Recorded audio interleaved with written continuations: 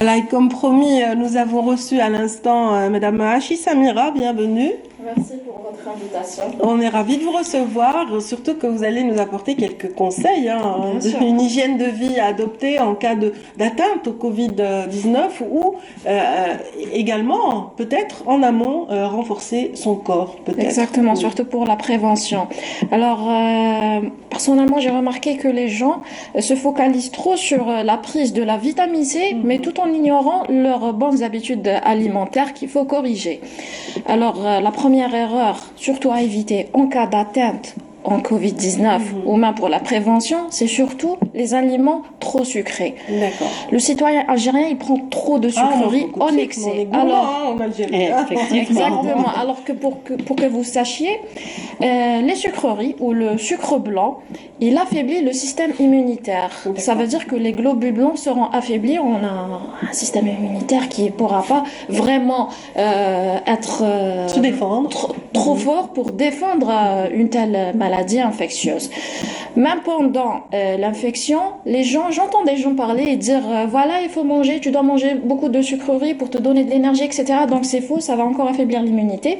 Et au lieu de se baser uniquement sur la prise de vitamine C, il ne faut pas oublier la vitamine D qui est un bon régulateur de l'immunité et que nous avons remarqué surtout une carence très importante en vitamine D ici en Algérie, malheureusement. Et pourtant, on est un pays ensoleillé. Ensoleillé, tout à fait. Mais c'est vrai qu'avec les pandémies, les personnes s'exposaient beaucoup moins qu'avant. Oui, mais il faut voir aussi l'alimentation, parce que vous savez, nous avons de très mauvaises habitudes alimentaires et on mange de moins en moins des aliments qui sont riches en vitamine D. Je cite comme exemple. Bon, nous avons le poisson, ça déjà, c'est connu. Ils vont nous dire que voilà, le poisson il est cher, etc. Mais nous avons de belles sardines qui peuvent faire l'affaire. Vous avez par exemple le jaune d'œuf qui est très riche en vitamine D. Nous avons le beurre et l'huile d'olive. Nous sommes un pays d'huile d'olive. Absolument. Donc pourquoi ne pas opter pour l'huile d'olive, ne serait-ce que dans les salades, comme assaisonnement, même pour la cuisson, une cuillère à soupe fait l'affaire. Également, peut-être des arachides comme des cacahuètes, des amandes, etc. Mais surtout pas salées.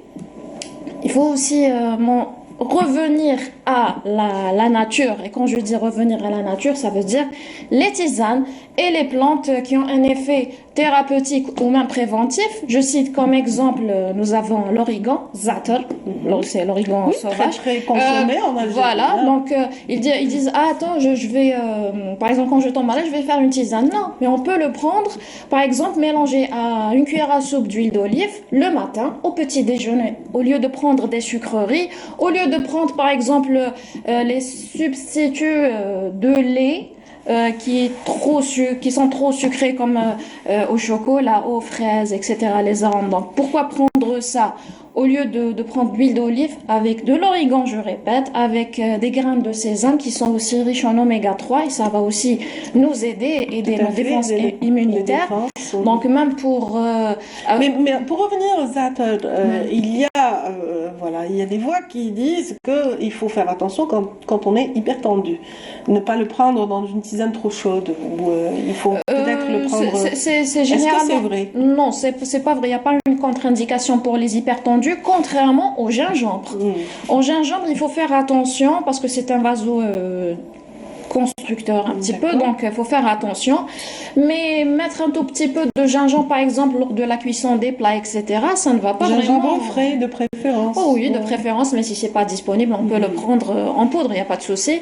Sinon, pour le plat de résistance, on va dire le déjeuner et le dîner, donc il faut pas se baser uniquement sur les féculents. Donc on est un pays très consommateur de pommes de terre et de pâtes et on ignore les légumes.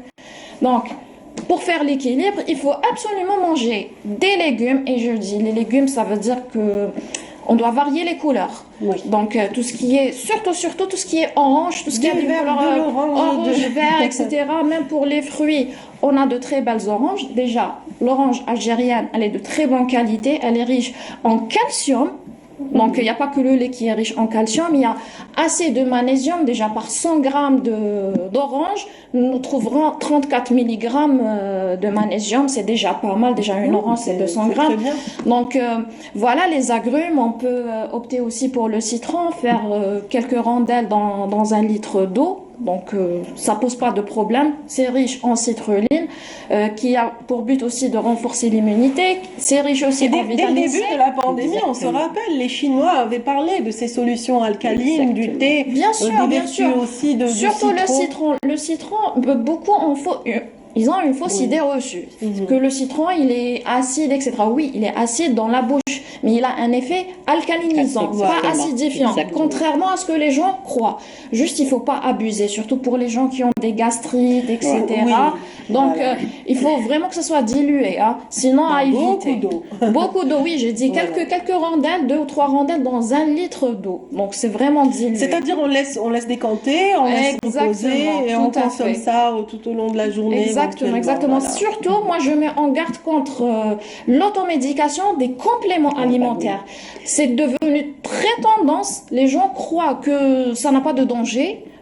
C'est ça n'a pas d'effet secondaire. Alors, faut faire attention. Même les compléments alimentaires doivent être sous prescription médicale seulement. Si on veut bénéficier des bienfaits, par exemple du zinc, les vitamines, etc., il faut faire recours à l'alimentation naturelle. De préférence. Dans quels aliments on trouve le zinc, docteur? Alors, dans quels aliments? Généralement, le zinc, c'est beaucoup plus dans les poissons. Mais on le trouvera également, par exemple, dans le foie. Que ce soit le foie d'agneau, le foie de bœuf, de veau et aussi le foie de volaille, tout simplement. On trouvera du zinc même dans les noix et dans les amandes.